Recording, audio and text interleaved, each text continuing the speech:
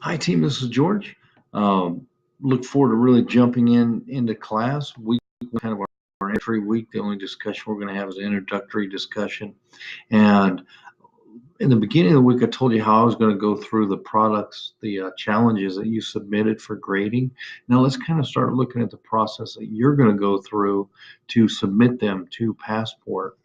So I kind of started on our, this is our resources page, and I started here because always default back to this. Anything that you see, we have reflection instructions.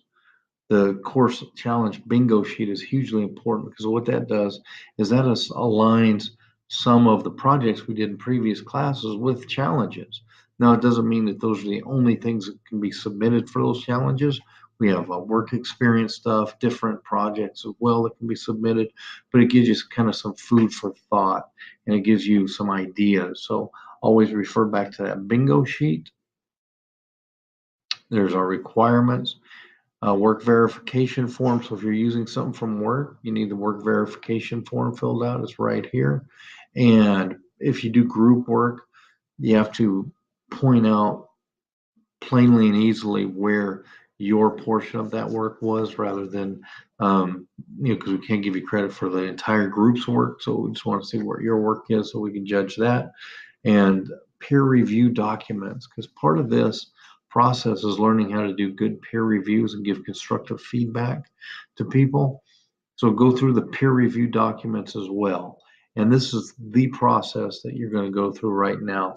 Week 2, we're going to go to challenge submission blog, challenge submission, and you'll notice we have challenges to submit week 5, week 9, week 11, week 13. You have to have a total of 4 challenges accepted in Passport for this class. That's the requirement. The 4 challenges accepted within Passport. This blog is to help you set up what you're going to do. And here's a couple samples right here.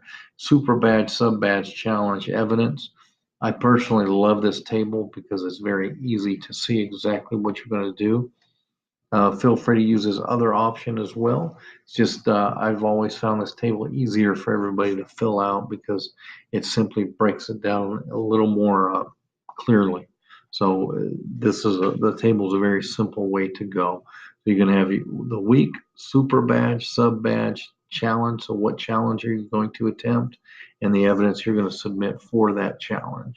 So that's what we're going to do in week 2. Then week 3, 4.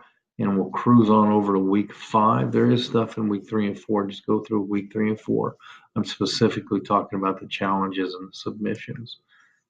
So when you submit something, you have to have one person in the discussion that you submitted to give you feedback. So you're going to have to request people to give you feedback. Usually people just put up and post something and then just say, please, can somebody review this?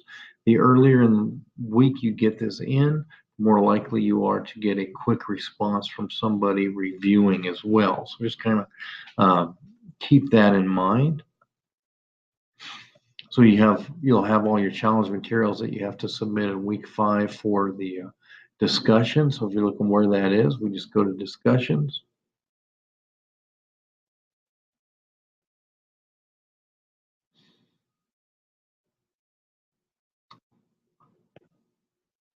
And then week 5, submit challenge and peer review, challenge materials and peer review.